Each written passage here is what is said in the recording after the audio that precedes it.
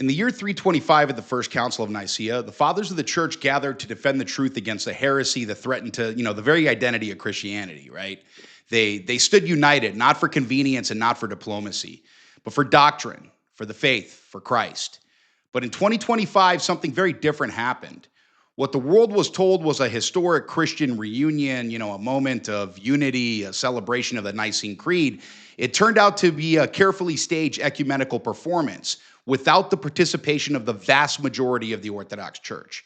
The truth is simple. Most of Orthodoxy boycotted the event, and for good reason. Because what happened at the 1700-year anniversary of Nicaea, it had nothing to do with the true spirit of Nicaea and everything to do with false unity. This is a Tribulation Saints production. Welcome to Unseen Warfare, where we expose the lies of this world through the eternal truth of Orthodox Christianity. This is not a game. This is not entertainment. This is war.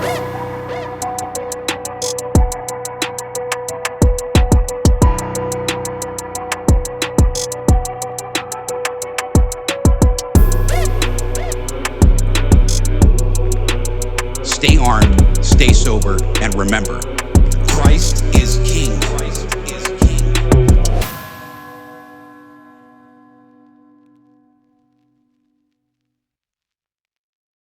Glory to the Father, and to the Son, and to the Holy Spirit, one God. Amen.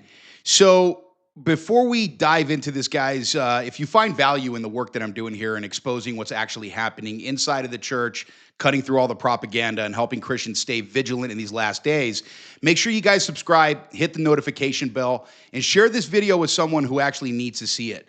This channel is completely independent, and so your engagement helps push this content out to people who are actually searching for, some kind of clarity and truth out there, because the world is just full of noise. So I really appreciate it, and thank you guys for supporting this channel.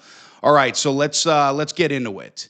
So what we had going on, we have the 1700-year anniversary of the Council of Nicaea, okay?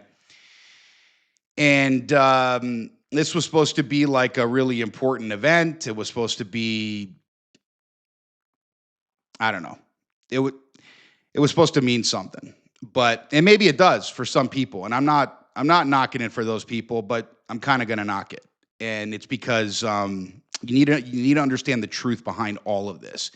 If you followed, mainstream religion, and their reporting, you're basically going to think that the 1700th anniversary of Nicaea is a miracle reconciliation of the church, right? The Vatican talked about a historic moment of unity.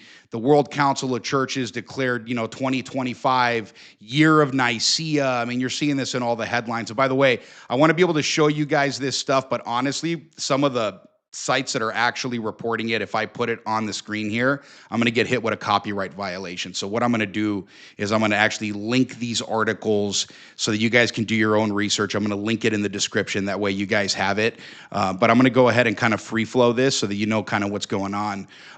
So yeah, World Council of Churches, right? They declared it, the year of Nicaea, and it was basically all declared for global ecumenism. Patriarch Bartholomew promoted it as the spirit of Nicaea. You'll see that in the articles. A phrase that sounds pious, but basically it was used to signal something very specific, right? A political unity project and not a doctrinal one, right? Pope Leo, he traveled to Iznik in Turkey. That's the ancient site of Nicaea. Ecumenical organizations flew in their delegations. A joint prayer service was held, and the world was told that, this is what Christian unity looks like. But when you peel back the layers, when you actually look at who was actually there, and especially who was not there, that's important. The entire narrative kind of collapses, right? Now, here's the first major red flag. Only 2 canonical Orthodox bodies attended. Number 1, Constantinople, the Ecumenical Patriarchate. Patriarch Bartholomew presided over the entire event. Number 2, Alexandria. Patriarch Theodore participated fully. That's it. 2 of them. Nobody else. Those were the only Orthodox jurisdictions that were present at this event. The rest of the participants were the Roman Catholic Church, the Pope, Anglicans, Lutherans, Methodists, Reformed Protestant bodies, Oriental Orthodox, interfaith and ecumenical councils. And the funny part is, they invited the NGOs and, the religious alliances that have no apostolic continuity with anything whatsoever. That's just weird. But, this wasn't an Orthodox gathering, guys. It was an ecumenical summit using the anniversary of Nicaea as symbolic cover. And the Orthodox world responded by not showing up. They didn't show up. This is the part that nobody in the mainstream wants to talk about.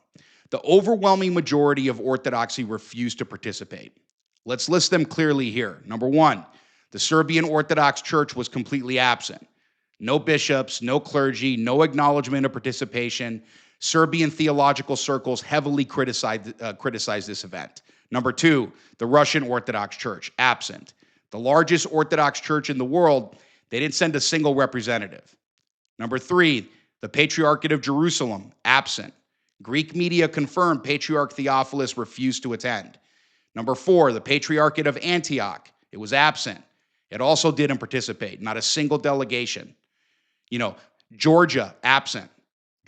By the way, Georgia avoids, I think this is super cool. I think it's super important for especially the other jurisdictions out there.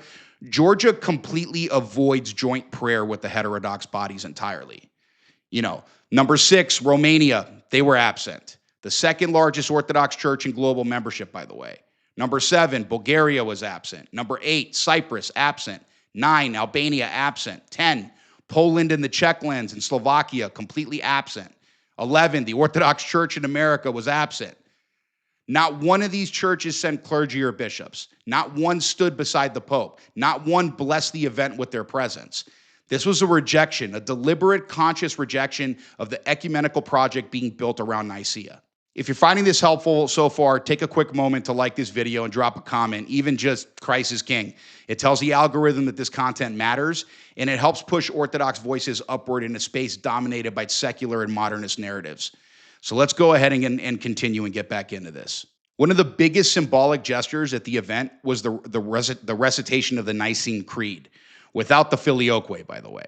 Now, many people might hear that and think, finally, right? Rome said the creed the Orthodox way. But that's not actually what happened. Here's the truth. Rome did not renounce the Filioque. So a lot of people out there that are pushing that narrative, that's not the case at all. Stop. They simply omitted it because of the cameras. Catholic outlets openly admitted this was a gesture of goodwill, a symbolic act for ecumenical harmony, a way to heal memories. It was a strategic moment for visible unity. This wasn't a doctrinal concession. It was a PR maneuver. And then the Pope went on even further, saying that disputes like the Filioque have lost their reason for existence in today's ecumenical age. Because now we're in the ecumenical age, the age of, what they call unity, but it's false unity, guys.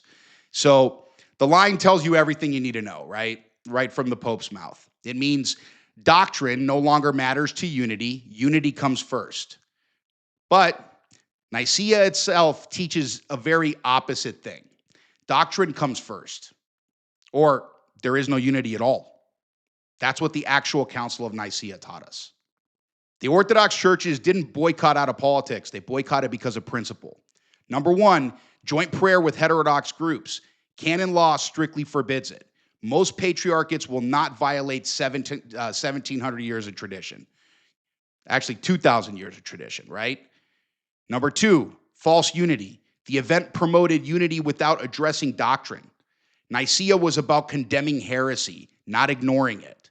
Number three, Constantinople's geopolitical entanglements. Many Orthodox churches today recognize that the EP, it's aligned itself with secular Western interests, like, the U.S. State Department, CIA, all sorts of stuff. Number four, the OCU schism. After Bartholomew's unilateral recognition of the OCU, trust collapsed amongst all the other patriarchates. Number five, fear of a pan-Christian pseudo-union, right? A unity built on symbolism and compromise and not truth. Orthodoxy stood back, and that silence spoke louder than any speech at Nicaea 1700. And when I say Nicaea 1700, I mean the 1700-year anniversary, guys. Just so you know, just kind of the short version.